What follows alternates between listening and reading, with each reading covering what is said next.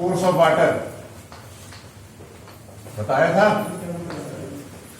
जब कल बच्चों से पूछ रहे थे कि भाई सोर्स ऑफ वाटर क्या है, वाटर का सोर्स हमारा क्या क्या है। तो देखिए कल हमारी बात हो रही थी तो क्या बताया, किसी ने बताया नदी है, झरना है, बताए थे। और क्या बताया था तुम बताओ, पैर उधर कर, पैर उधर कर, बताओ सर। यदि शुद्ध पानी की बात करें तो वर्षा का जल, हिमखंड जिनके द्वारा पानी का जो मेन सोर्स होता है, जिनके द्वारा सभी नदी नहर वगैरह बनती हैं, और नलकूप, समुद्र। तुम बताओ, नाम बताओ पहले अपना। हाँ सर भौम जल हो गया, वर्षा का जल हो गया, सर हिमजल हो गया, नदी जलने पर। देखिए कल जितनी बात हो रही थी तो अल्टीमेटली देखिए इसमें पहला इंट्रोडक्शन है, कल मैंने बताया भी था तुम्हें पानी की कितनी जरूरत है, पानी का क्या यूज है, ये सब जानते हैं। उसका पर कैपिटल 5 लीटर पानी पीने को चाहिए, जब आप देखेंगे उसकी कोई दिक्कत नहीं। अब जो असली शुरुआत है वो सोर्स ऑफ वाटर से है, और कल हमने बताया भी था कि जो पानी है जो मेन कहां से आ रहा है, ये ग्लेशियर बने हुए हैं, बताया था। अरे कल बताया था, गौमुख वाली बात कर रहे थे कि यहाँ क्या हुआ, हिमखंड जो ये बच्चा कह रहा है हिमखंड है। ये हिमखंड क्या है, बर्फ की बड़ी बड़ी सीलियां है, बर्फ हमारी जमी हुई है, और वो क्या हो रहा है, धीरे धीरे मेल्ट हो रही है। तो देखिए उसकी स्थिति है क्या, इसको हम कहते हैं हाइड्रोलॉजिकल साइकिल का, मैंने बताया था तुम्हें हाइड्रोलॉजिक साइकिल, ये आएगी एग्जाम में पूछा जाएगा कि हाइड्रोलॉजिकल साइकिल क्या होती है। कि जो पानी अल्टीमेटली आप देखिएगा सारा पानी ऊपर से आता रहेगा और पानी वापस नहीं जाएगा, तो ऊपर ऐसा तो है नहीं कि बहुत ज्यादा पानी इकट्ठा है। तो इसकी एक प्रक्रिया है कि जब बरसात का पानी आता है या ऊपर से पानी गिरता है, तो देखिए ऊपर से पानी जब गिरेगा तो इसके 4 फेजेस हैं। एक है रन ऑफ, ये लिखा हुआ रन ऑफ, जो कल कैसा रन ऑफ है ये कल बताया था आपको। कौन सा रन ऑफ है भाई, रन ऑफ किसे कह रहे हैं, वो जल जो हमारी जमीन पे है, आया वर्षा, और पहले हमारी क्या करेगी, वो दूसरी प्रक्रिया एब्जॉर्प्शन, पहले मिट्टी क्या करेगी, उसे सोख लेगी जमीन हमारी। लेकिन वो जो पानी सरफेस के ऊपर नेकेड आई से दिखाई दे रहा है, आंखों से दिखाई दे रहा है, वो पानी यहां से बहता हुआ, देखिए क्लाउड है, बनाया बच्चे ने क्लाउड, आपके डायग्राम बना हुआ किताब में कि बारिश हुई, ये पानी आया, और ये पानी रन ऑफ जो धीरे धीरे धीरे धीरे धीरे धीरे बहता हुआ कहां जा रहा है, एट लास्ट समुद्र में। ये स्ट्रीम के जरिए, नालों के जरिए, नहर के जरिए, नदी के जरिए, ये एट लास्ट कहां मिल रहा है, जाके सी में। क्योंकि ये क्या हुआ, अब ये प्रक्रिया हुई। दूसरी प्रक्रिया है हमारी परकोलेशन। परकोलेशन क्या है, परकोलेशन में क्या हो रहा है कि पानी हमारा भौम जल, देखिए ग्राउंड वाटर जिसे हम कह रहे हैं, कि वो पानी जो हमारी जमीन ने एब्जॉर्व कर लिया, भाई मिट्टी ने, हमारे बारिश हुई, आप देखिए जब पहली बारिश होती है तो सड़क हल्की सी गीली होती है। अगर बारिश थोड़ी तेज हो जाए या ज्यादा देर तक के लिए हो जाए तो वहीं पानी भर जाता है, नहीं भर जाता। वो जो भरा हुआ पानी है, तो वो भरा हुआ पानी बहुत देर तक फिर परेशान करता है। तो वो पानी का जो वे है, रास्ता है, वे ऑफ वाटर, पानी का कोई रास्ता नहीं होता, पानी अपना रास्ता स्वयं बना लेता है। पानी आप देखिए, अभी एक आपसे एग्जाम्पल करा, एक लोटा लीजिए, गिलास लीजिए, और पानी आप ऐसे छोड़िए इस फ्लोर के ऊपर, आप तो ऐसे गिर रहे हैं, और थोड़ी देर हट जाइए, पानी धीरे धीरे अपना जहां उसको स्लोप मिलेगा वो रास्ता अपना खुद बना लेगा। पता है रीजन ये क्या है, ड्यू टू ग्रेविटी। भाई जहां स्लोप मिला वो स्लोप में चला गया, जहां बिल्कुल प्लेन है वहां स्थिर हो गया, कहीं इधर स्लोप मिला तो इधर मिला, चारों तरफ सराउंडिंग में पानी का जो वे है वो ऑटोमेटिकली अपने आप पकड़ता है। तो वो पानी जो हमारे सैचुरेशन के बाद बच रहा है और फ्लोर पर होके कहीं भी नदी नाले के माध्यम से कहीं एंड पॉइंट, सी पॉइंट, उसने जैसे दिखाया कि सी में जाके वो समाजित हो रहा है। सेकंड है परकोलेशन। परकोलेशन का भौम जल, वो जल जो हमारा क्या होगा, पानी जमीन सोख लेती है। अगर जमीन नहीं सोखेगी, आप देखिए, आप गांव के प्रोडक्ट में आप जानते हैं, एक होता है वाटर टेबल, सुनते हैं, गांव में हैंडपंप लगाते हैं, जाड़ों में हैंडपंप आपने लगाया, आप देखते हैं पानी आ रहा है उसमें। गर्मियों में क्या होता है, अरे पानी उतर गया, हम अपनी लैंग्वेज में बोलते हैं, अरे नल का पानी तो उतर गया। नल का पानी नहीं उतर गया, जो वाटर टेबल है, जो तह बनी हुई है, जहां से पानी आ रहा है, जो लेयर है, वो नीचे चली गई। नीचे क्यों चली गई, गर्मी पड़ी, गर्मी जमीन में पानी को सोखने को पावर चाहिए, बरसात प्रॉपर हुई नहीं, तो क्या हुआ, ये पानी का लेवल नीचे चला गया।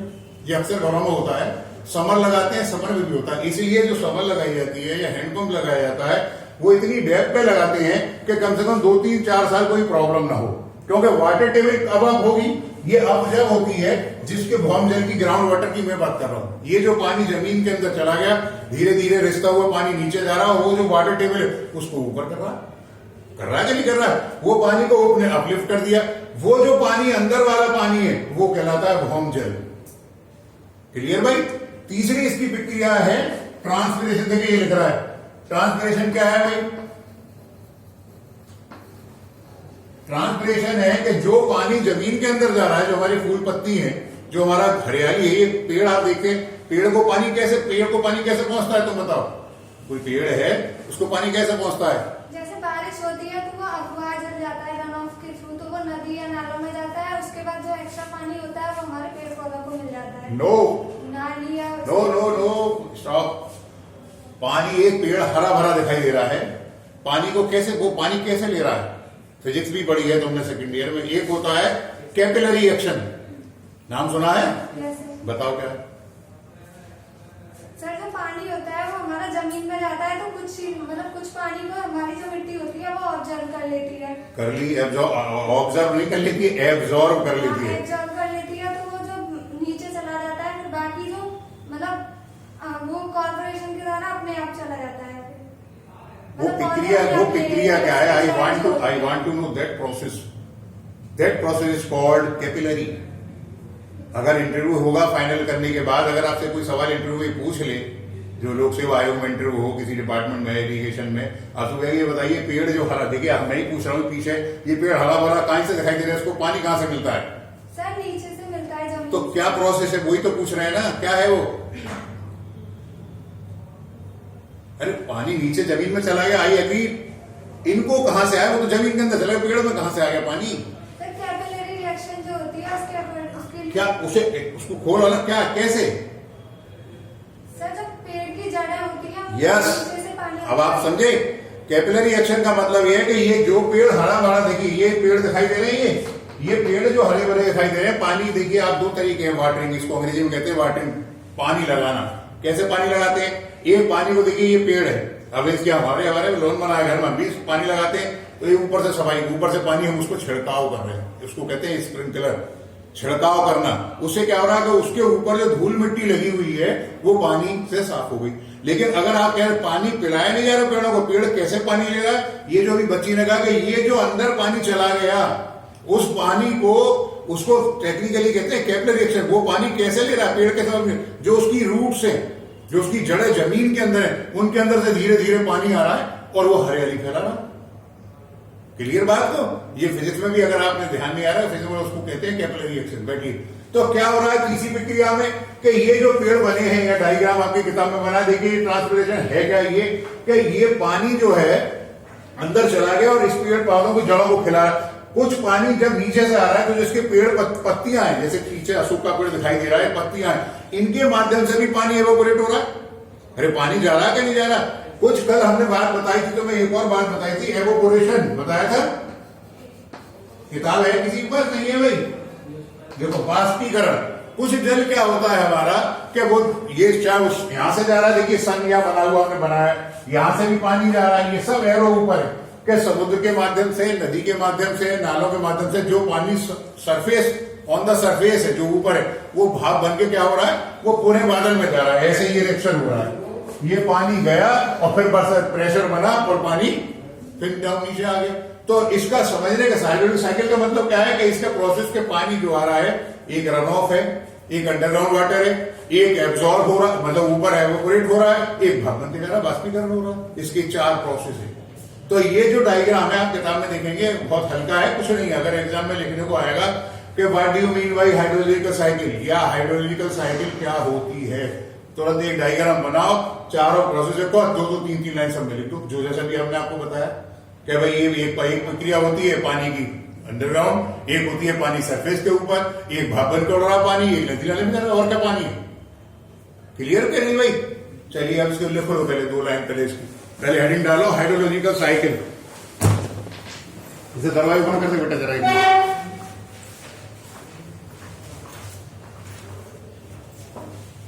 जलीय चक्र इसे कहते हैं, जल चक्र या जलीय चक्र, हाइड्रोलॉजिकल साइकिल, जलीय चक्र।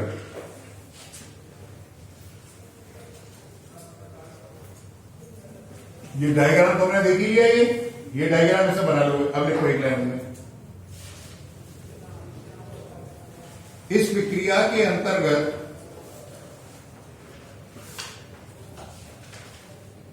और तो ऊपर पढ़ लेना इसमें क्या लिख रहा है, जो मैंने शॉर्ट में लिखा देते हैं। इस प्रक्रिया के अंतर्गत निम्नलिखित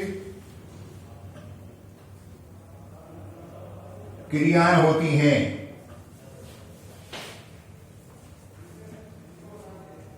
नंबर 1, अपवाह रन ऑफ, अपवाह रन ऑफ। नंबर 2, अंतःस्रवण परकोलेशन।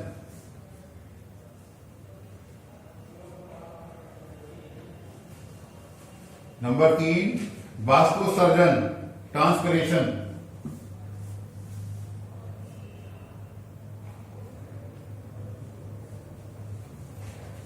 नंबर 4, बाष्पीकरण एवोपोरेशन।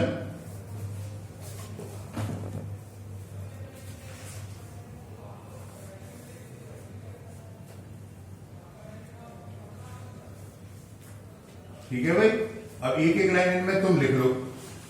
पहला लिखो अपवाह, जो ऊपर वाला है ना, एक एक दो लाइन इससे आए लिखने को तो लिखा हो। वर्षा का पानी, वर्षा का पानी भूमि पर गिरकर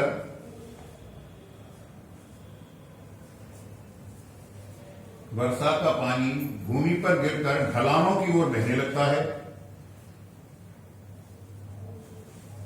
और जलधाराओं व नदी नालों का, जलधाराओं व नदी नालों का रूप धारण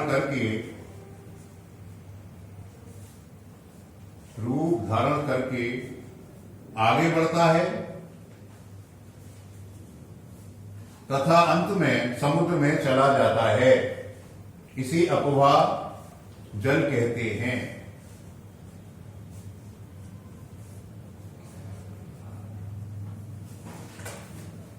इसे अपवाह जल कहते हैं। नंबर 2 लिखो, अंतःस्रवण।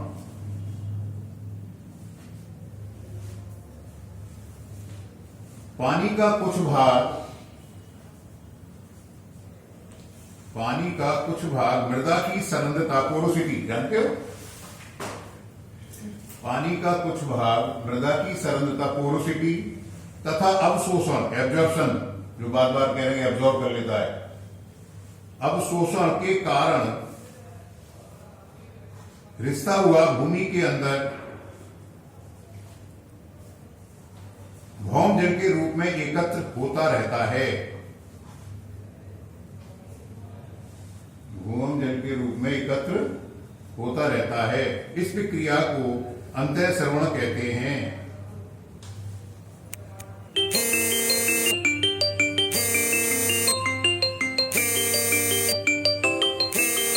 नंबर 3, बाष्पीकरण।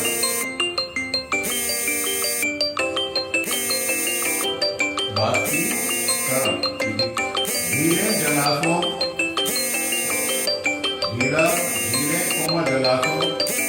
नदियों से कुछ पानी भाप बनकर,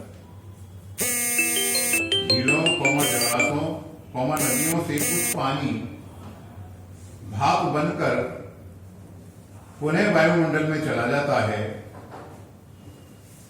पुनः वायुमंडल में चला जाता है।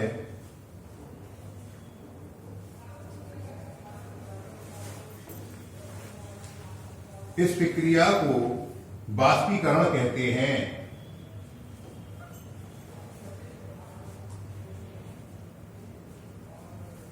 एक और रहेगा ना अभी, बाष्पोत्सर्जन। देखिए बाष्पोत्सर्जन, पेड़ पौधों की जड़ें भूमि से पानी चूसती हैं। पेड़ पौधों की जड़ें भूमि से पानी चूसती हैं, जो उनकी उत्पत्ति जो उनकी उत्पत्ति तथा बढ़ोतरी के काम आता है, जो उनकी उत्पत्ति तथा बढ़ोतरी के काम आता है, इस पानी का कुछ भाग, देखिए जो अभी वहां बना डायग्राम, इस पानी का कुछ भाग पत्तियों द्वारा वायुमंडल में चला जाता है। इस प्रक्रिया को वाष्पोत्सर्जन कहते हैं।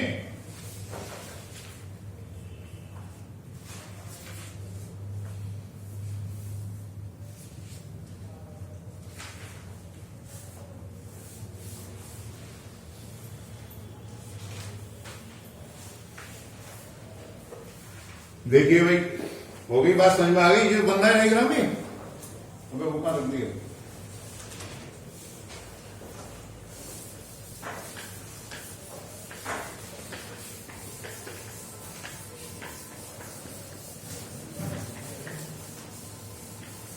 अब देखिए, अगर हम इसको दो पार्ट अगर क्लासिफाइड करें तो ये सोर्स ऑफ वाटर हमारे दो तरीके का हुआ मेन।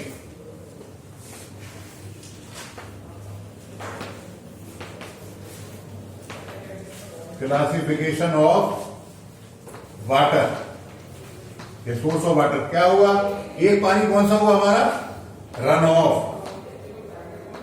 कौन सा है ये, क्या बोल रहे हैं हिंदी में से, भौम, अफवाह। तो ये कौन सा है भाई अफवाह, बताओ।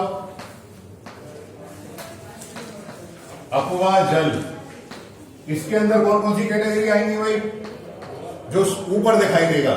अब वह जल वो जो ऊपर, तो क्या होगा इसमें, नदी होगी, नाले,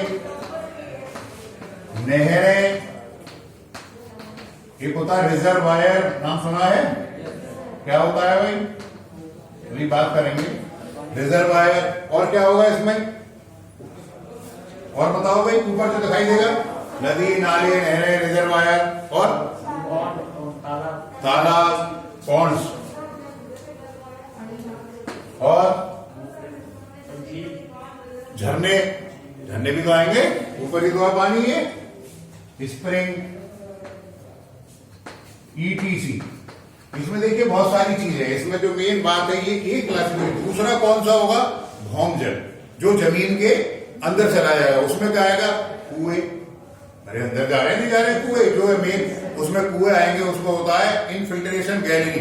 क्या होता है कुएं का भी अभी बताएं, कुएं आगे क्लासिफिकेशन होगा, उथले कुएं, गहरे कुएं, मतलब ज्यादा कम गहरे कुएं, फिर ज्यादा गहरे कुएं। एक कुएं होते हैं जिनको आपने नाम सुना होगा, इंडिया में कम पाए जाते हैं, फ्रांस वगैरह में ज्यादा पाए जाते हैं, वो कहलाते हैं आर्टिशियन वेल। पाताल तोड़ कुआ, नाम सुना पाताल तोड़ कुआ कभी, पाताल तोड़ कुएं का मतलब है कि उसमें 24 घंटे पानी बहता रहता है। एक कुआं तो आपने अपने गांव में देखा है कि पानी निकालते वहां भी ये एक समझ लो, जो मेन बात समझने की है, किताब में सब लिखा हुआ है, अगर हम ना भी बताएं तो सब पास हो जाएंगे, किताब में तो सब लिखा है, लेकिन जो समझने की बात है, जहां जरूरत है वहां लिखाएंगे कि ये लिखो, जहां समझाने की है वो समझाएंगे। तो इसमें समझने की बात मेन ये है कि जो लेयर है हमारी पानी की, जो लेयर है तले, वो नीचे है पानी की। मेन पानी, कल भी हमने आपसे आगे एक लेक्चर लिया, उसमें हमने पूरा फोकस क्या पे किया, पानी। अभी तो पानी के सोर्स की बात कर रहे हैं। जब ये सारा पानी होगा, जब पानी की बात हो रही है, और साथ साथ हम ये भी कल भी बताया था, आज भी बता रहे कि ये जो पानी ऊपर से जब पानी आ रहा है, बड़ा प्योर है, पानी बड़ा प्योर है, पोर्टेबल वाटर पीने, लेकिन क्या होता है, वो इतने चैनल से गुजरता है पानी कि वो पॉल्यूटेड हो जाता है। जैसे अब पानी बरसात का, पहली बरसात होगी, बहुत बढ़िया पानी आ रहा है, लेकिन क्या हो रहा है, उसमें धूल भी इंक्लूड हो रही है। जब वो जमीन पे ऊपर आ गया, जब रन ऑफ वाटर बना, तो अपने साथ सिल्ट भी ले गया, वो मिट्टी भी ले गया, वो सैंड भी ले गया, पानी पॉल्यूटेड हो गया। जब ये पानी का खत्म करेंगे, इसके बाद आएंगे क्वालिटी ऑफ वाटर पे, फिर उसके आएंगे ट्रीटमेंट ऑफ वाटर पे, जो हमने कल संक्षेप में पूरी किताब के बारे में आपको बताया, कि फिर कल आएंगे, इस पे आएंगे बाद में कि उसका उसमें इम्प्योरिटीज कौन कौन सी होती है, सस्पेंडेड होती है, घुलनशील होती है, जो परमानेंट होती है, उनका फिर उपचार आएगा। जैसे कल बात करें ट्रीटमेंट, उसका कौन भाई कौन कौन सी इम्प्योरिटीज को कौन से तरीके से उनको मिनिमाइज, खत्म नहीं, कल जैसे ये बच्चा पूछ रहा था, मिनिमाइज करना है, खत्म तो हो ही नहीं सकती, लेकिन उनको बिल्कुल मिनिमाइज मतलब नेग्लेक्टेड स्टेज पे ले आना है कि हाँ भाई अगर 0.0001 भी है तो पानी कैसा है हमारा, पीने योग्य, पोर्टेबल।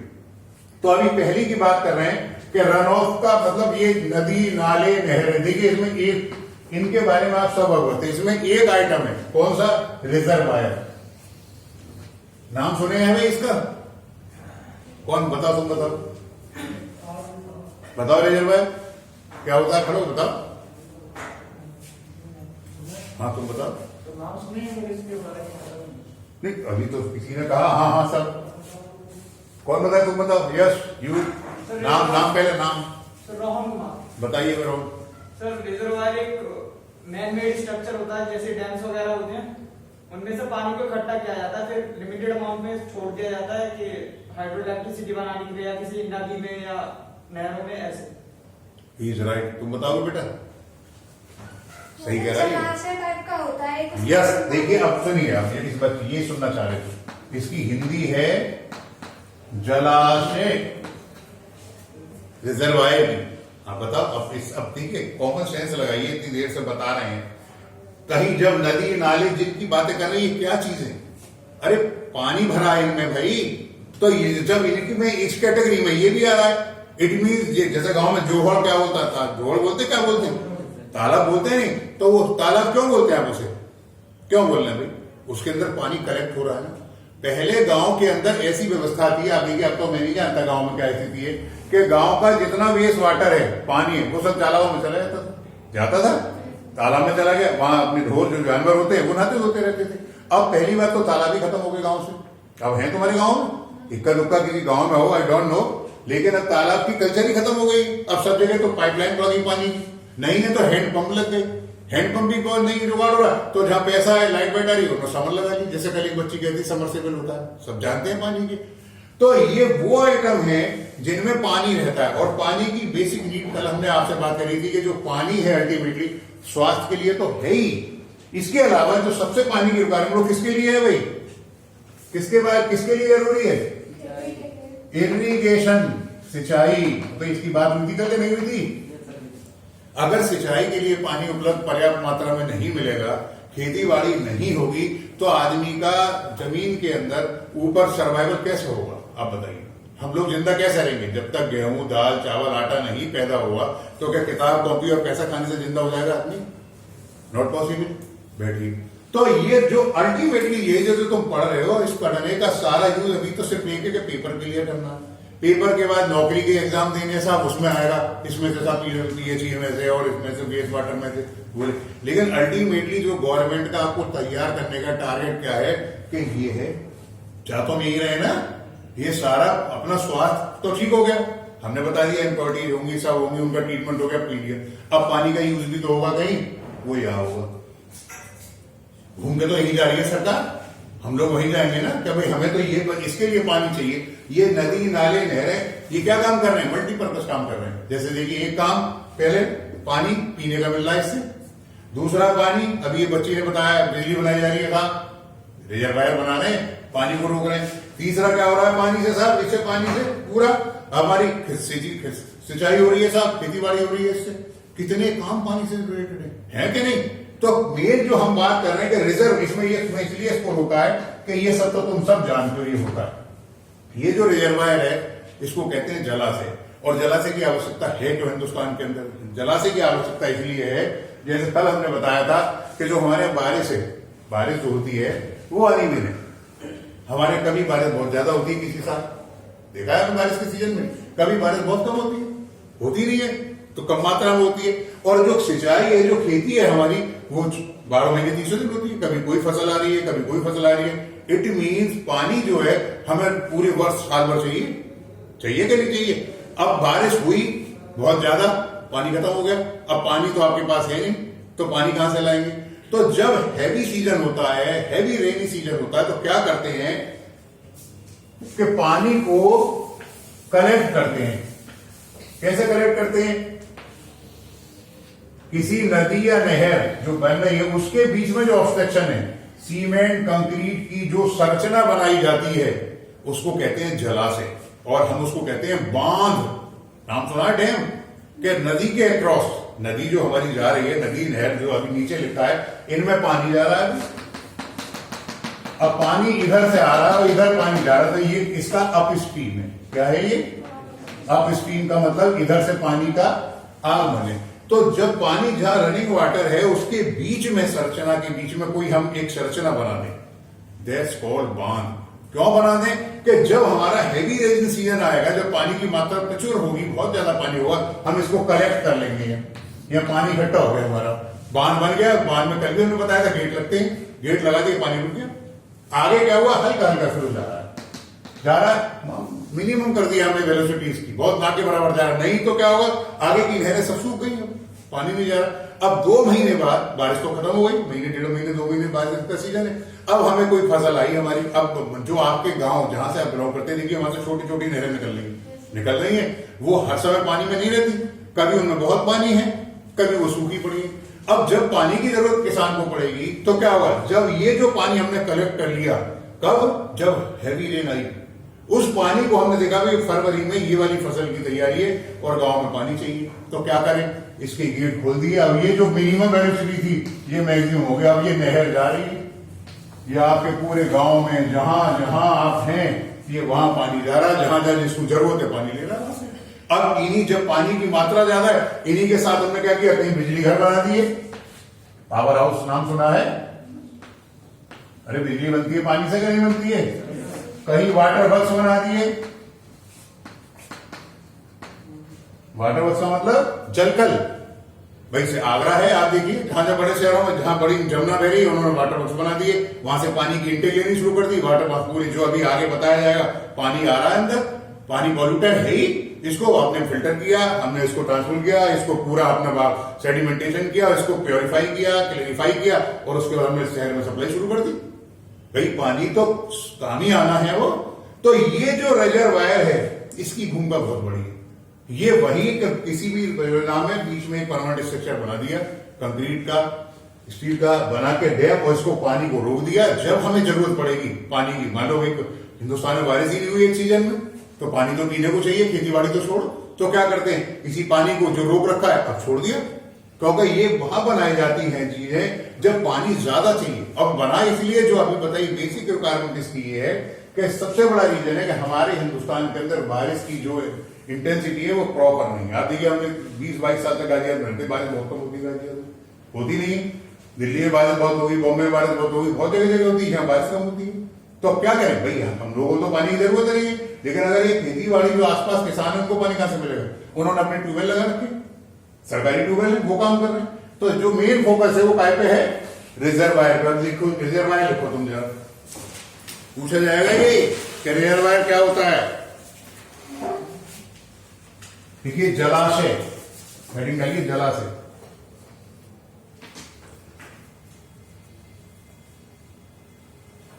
कुछ नदियों में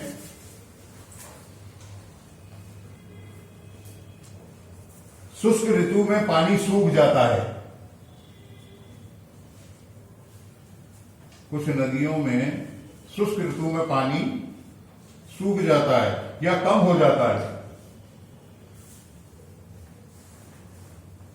उनसे वर्ष भर आवश्यक मात्रा में पानी लेने के लिए, जल्दी लिखो भाई, उनसे वर्ष भर आवश्यक मात्रा में पानी लेने के लिए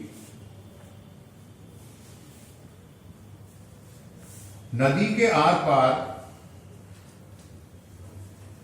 नदी के आर, जो बताया ना क्रॉस सेक्शन में इसके, नदी के आर पार मिट्टी, पत्थर, चिनाई या कंक्रीट का बांध बनाया जाता है।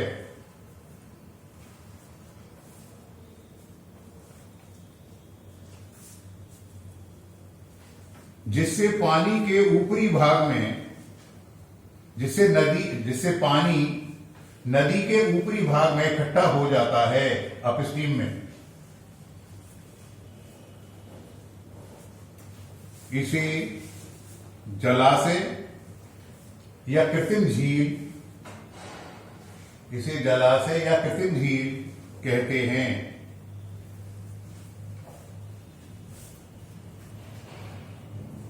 अगली हेडिंग डालिए, जलाशय के लिए स्थल चयन। जलाशय के लिए स्थल चयन मतलब ये ऐसे आएगा कि जलाशय के स्थल चयन के करते समय कौन कौन सी बातों को ध्यान में रखना चाहिए। जलाशय के लिए स्थल चयन, नंबर 1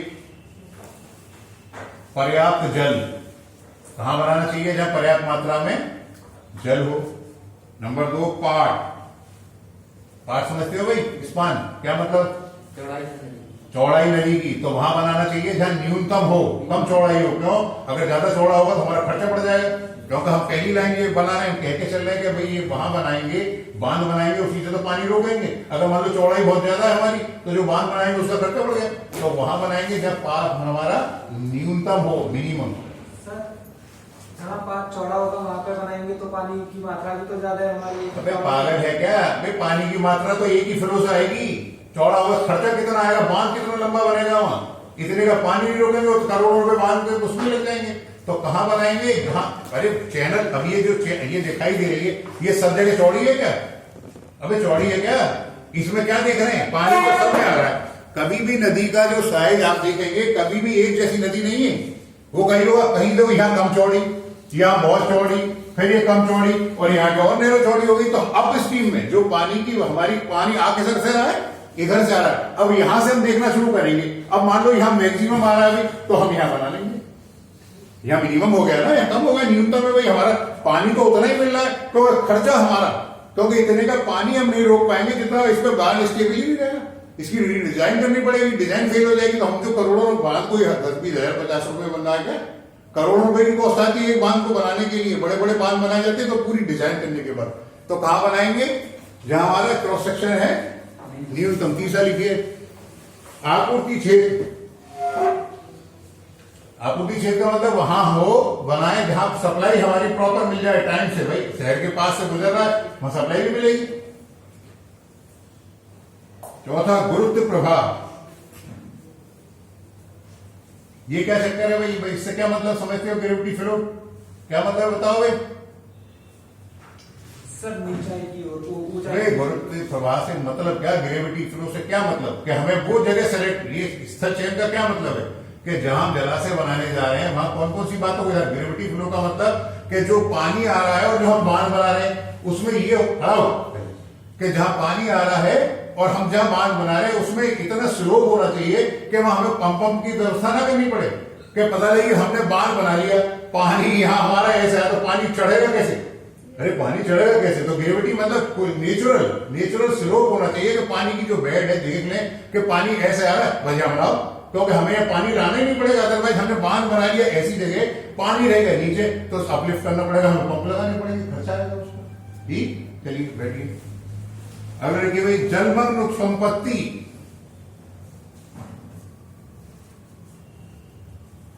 ये क्या है भाई, जलमग्न संपत्ति से क्या तात्पर्य है कि हमें ऐसी जगह इसकी संरचना करनी है कि जहां बांध बनाया जाएगा वहां क्या होता है, आसपास का जो एरिया है वो वाटर लॉगिंग का हो जाएगा। जहां बांध बनेगा पानी इकट्ठा रहेगा कि नहीं रहेगा, पानी, भाई बांध क्यों बना रहे हैं, पानी रोकने के लिए। तो आसपास ये देखें कि भाई जलमग्न संपत्ति जो भी इसमें हमारा सामान, जैसे आप एक एग्जाम्पल है टेहरी बांध, टेहरी नाम सुना है किसी ने, टेहरी बांध आज से 30-32 साल पहले मेरा जॉब लगा था, मैं गया था देखने इंटरव्यू, तब मैं देखा कि टेहरी बांध इतना ऊपर हाइट पे बनाया है कि जब नीचे लोग रहते थे, मकान बने हुए थे, तो जब वो बांध बन गया तो जितनी कॉलोनियां थी वहां सब पानी है वहां, ये समझो।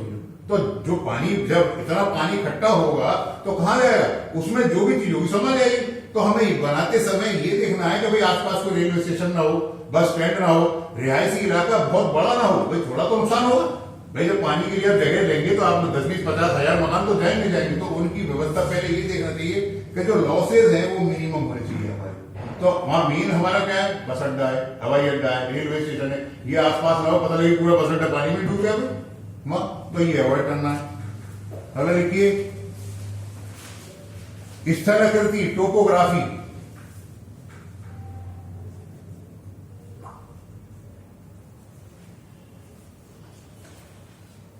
अब ये क्या है, ये टोपोग्राफी जो उसका ज्योग्राफिकल है वो दरारें ना हो, फटान ना हो, हमारा जो आगे वो कौन सी मिट्टी होती है, दलदली मिट्टी, कौन सी कहलाती है, ब्लैक कॉटन सॉइल, जहां बनाने दलदली भूमि ना हो, इसको बना के चलो। अगर ये निर्माण सामग्री,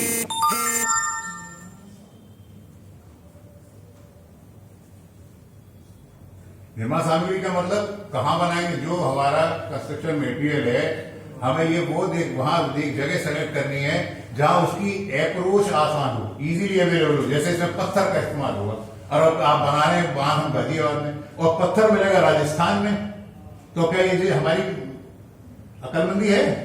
हमें वहां बनाना है जहां हमारी जो निर्माण में सामग्री, हमें पता है कि इसमें कंक्रीट लगेगी, इसमें पत्थर लगेगा, इसमें सीमेंट लगेगी, इसमें स्टील लगेगी। तो हम जब डिजाइन करते हैं, भी आप नहीं जानते, जब डिजाइन करते हैं तो उसमें मटेरियल की क्वांटिटी निकालते हैं। ये छत बनी है, जिस कमरे में बैठे हैं, ये आरसीसी सब्जेक्ट भी आएगा आगे तुम्हारे, इसमें डिजाइन की जाती है कि इसमें कितनी स्टील लगेगी, कितनी सरिया है, कितना बालू है, कितनी, तो उसकी क्वांटिटी निकालते हैं। तो क्वांटिटी जब हम बांध बनाते हैं पहले डिजाइन करेंगे, डिजाइन हमें पता लग गया तो इसमें सबसे ज्यादा यूज हमारा कंक्रीट का हो रहा है या पत्थर का हो रहा है या सीमेंट की सबसे ज्यादा आवश्यकता पड़ेगी, तो वहां कोशिश करें कि जो मेटेरियल इजीली उसके 2, 4, 5, 10 किलोमीटर की रेंज में हो। ऐसा कोई आइटम उसमें ऐसी जगह हम सेलेक्ट ना कर ले, साइड ले लो खोलो, क्या है वो? क्या है, क्या कह रहा है? फाइनल ईयर का है, इसे बंद कर, इसे बंद कर। तो हमें वहां निर्माण करना है जहां हमारी निर्माण की सामग्री आसानी से अवेलेबल हो। अगले को पहुंच का मतलब क्या है कि बांध वहां बनाए जो इजीली आराम से पहुंचा जा सके, समझ गए? अप्रोच प्रॉपर ऐसा नहीं है बांध को बना लिया हमने, वहां जाने का रास्ता ही नहीं है भाई, 5, 7, 10, 15 किलोमीटर घूम के साथ उड़ान नगर मोती नगर होते हुए तब हम डांसने पे आए। डांसना है देखो, तो डांसने का अप्रोच सीधी है कि नहीं है? अब बांध ऐसी बनाने के साथ अप्रोच तो प्रॉपर है ही नहीं, कि पहुंच प्रॉपर हो तो हमें जाना भी पड़ेगा। एक और लिखो लास्ट, विवाद रहित क्षेत्र। विवाद रहित क्षेत्र का मतलब कि वहां जो भूमि ले रहे हैं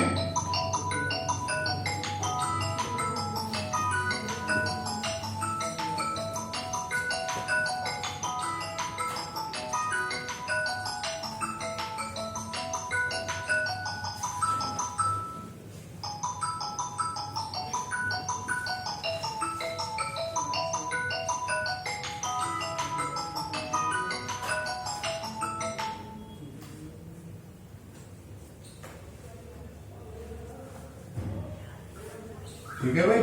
विवाद रहित क्षेत्र का मतलब वहां कोई भी डिस्प्यूट नहीं होना चाहिए। हम जो बयान जब बनाने पता लगे उस पर मुकदमे चल रहे हैं सब किसानों की, जैसे आजकल उस किसानों को उद्योग मच रहा है, पता लगे किसानों को आपने तो करोड़ों रुपए की संपत्ति एडवर्स कर दिया और वहां मुकदमा चल रहा है कोर्ट से, बोल किसान जी के बांध तोड़ो साहब, बांध नहीं बनेगा। तो विवाद रहित होनी चाहिए, ठीक है भाई। इतना लिखो लो, इस पर नाम लिखो पीछे।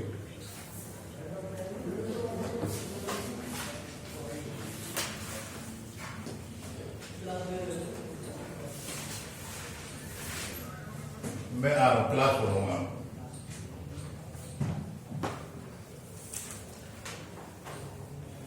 समझ गए भाई? तो आज इतना रखिए।